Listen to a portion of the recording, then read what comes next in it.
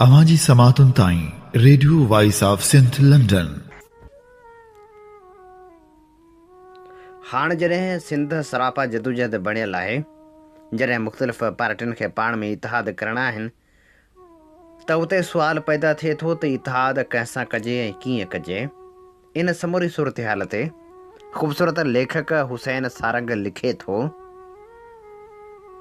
सिंध जी हाणोकी सूरत हाल में हर सिंध दोस्त जी ख़्वाहिश आहे त सिंध जो सघारो क़ौमी इतिहाद हुजणु घुरिजे। हा, पर हीअ बि हक़ीक़त आहे त को बि कमु सिर्फ़ु सुठी सुध करण सां नाहे थींदो। ख़्वाहिश जो इज़हार करे घर वेहण सां मक़सदु नाहे मिलंदो। उन लाइ घुर्बल कोशिशि करणी ऐं क़ुर्बानी ॾियणी पवंदी आहे। सिंधियत जी अज़मत जे इनकारनि जो सिंधी माण्हुनि लाइ हुलायल आहे त हूअ मुनज़म ऐं मुतहद थी का सघारी हलचल हलाए घुर्बल नतीजा हासिल न करे सघिया आहिनि। इहो सच आहे त पाण अञा ज़रई समाज जे असर ऐं रिवायती क़बीलाई सोचनि मां निकिरी न आहियूं सघिया। सिंधी माण्हुनि में मसाइब, साड़, कीनू, कदूरत ऐं ॿिया नाकारी रविया पाण ते मढ़ियल डिघी क़ौमी ग़ुलामी जा उगरा असर आहिनि। अहिड़नि नाकारी रवैयनि ऐं क़दरनि जे करे पाण अञा घुर्बल क़ौमी हदफ़ हासिल न करे सघिया आहियूं। हा, बाक़ी ईअं बि बिल्कुलु न आहे त पंहिंजी क़ौमी हलचल खे नतीजा न ॾेई सघी आहे। पाण खे मायूस थियण बदिरां माण्हुनि में उमेद, एतमाद, भरवसो, वेसा ऐं इतिहाद पैदा करणो आहे।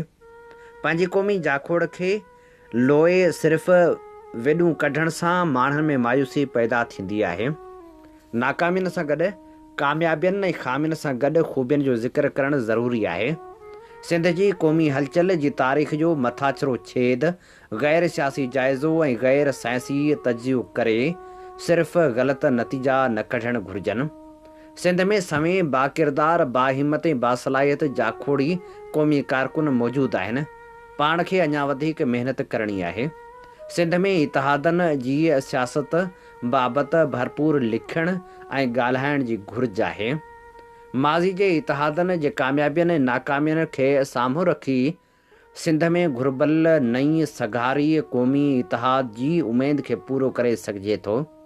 इहो ॾिसणु ऐं परखणु ज़रूरी आहे त माज़ी में इतिहाद छो ऐं कीअं ठहिया, उन्हनि जा कहिड़ा मक़सद हुआ, हुननि कहिड़ियूं सरगर्मियूं कयूं, उन्हनि इतिहादनि जोड़ण, हलाइण ऐं टुटण में कहिड़ियूं ग़लतियूं थियूं, इतिहादनि जा मक़सद छो हासिल न थी सघिया, मसइलनि जे सबबनि खे समुझबो ऐं संदन सबब मालूम कबा त उन्हनि जा इलाज ऐं हल साम्हूं ईंदो।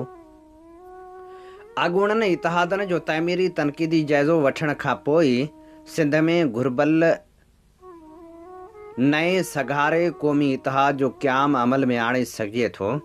अहम ॻाल्हि इहा आहे त पाण खे सोचणो ऐं सम्झणो आहे त इतिहाद कंहिंसां ऐं कीअं कजे। यादि रखणु घुरिजे त इतिहाद साॻी सोच ऐं लोच वारनि सां थींदो आहे। किन मामरनि ऐं तरीक़नि ते इख़्तिलाफ़ रखंदड़नि सां त इतिहाद करे सघिजे थो, पर मुख़ालिफ़नि ऐं वेरनि सां इतिहाद नाहे थींदो। इतिहाद जे हवाले सां पखियुनि जे वलरनि वारो शाह लतीफ़ जो सबक़ु पाण सभिनी खे यादि आहे। पाण खे इहो बि यादि रखणो आहे त ॻेरनि ऐं बाज़नि, कबूतरनि ऐं कावनि, ॻिझनि ऐं कूंजनि जा गॾियल वलर न आहिनि थींदा। उन करे इतिहाद जे लाइ ज़रूरी आहे त महकूम, मजबूर, लाचार, मज़लूम ऐं पीढ़ियल माण्हुनि, तबक़नि, क़ौमनि ऐं संदनि इरादनि ऐं तनज़ीमनि ऐं उन्हनि जे नुमाइंदनि जो इतिहाद थियणु घुरिजे। उहो इतिहाद कीअं थींदो, उहो इंतिहाई अहम सुवालु आहे। उन लाइ पाण अहिड़नि माण्हुनि खे अॻिते अचिणो पवंदो जेके घुर्बल नए सघारे क़ौमी इतिहाद जे क़याम जा ज़रूरतमंद ऐं सदड़िया आहियूं। हिन बाबति कुझु अमली तजवीज़ूं पढ़ंदड़नि ऐं ॿुधंदड़ नाॾो पेश कजनि थियूं। असां पंहिंजनि तनज़ीमी इदारनि ऐं निमेदनि नाॾो वज़नाइते नमूने ही ॻाल्हि रखूं त सिंध जे क़ौमी मसइलनि जो हल सिंध जे गॾियल तनज़ीमी इतिहाद में ई समायल आहे। पाण खे क़बीलाई, नस्ली ऐं इंतिहा पसंदी फ़िरके वारियत खां परे करे सिंध ते सोचणो ऐं लोचणो आहे। ज़ात, पात ऐं क़बीले जे बुनियाद ते जोड़ियल तनज़ीमूं ऐं इतिहाद घुर्बल नतीजा न ॾेई सघंदा।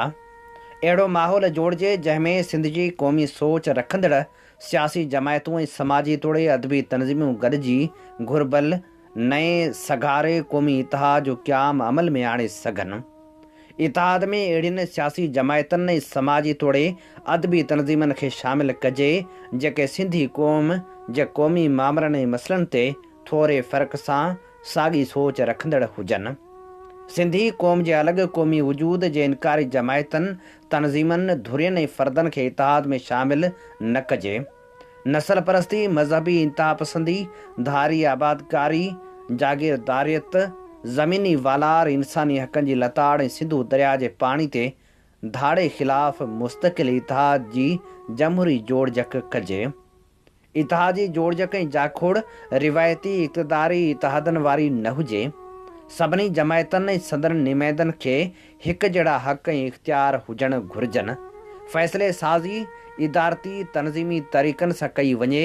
कंहिं बि फ़र्द खे मथभरो करण बदिरां गॾियल क़यादत वसीले डिघी मुदत वारी रिथाबंदी सां जा खोड़जे। हीअ असीं अवां जी ख़िदमत में पेश करे रहिया हुआसीं ख़ूबसूरत लेखक हुसैन सारंग जो लिखियल ख़ूबसूरत लेख।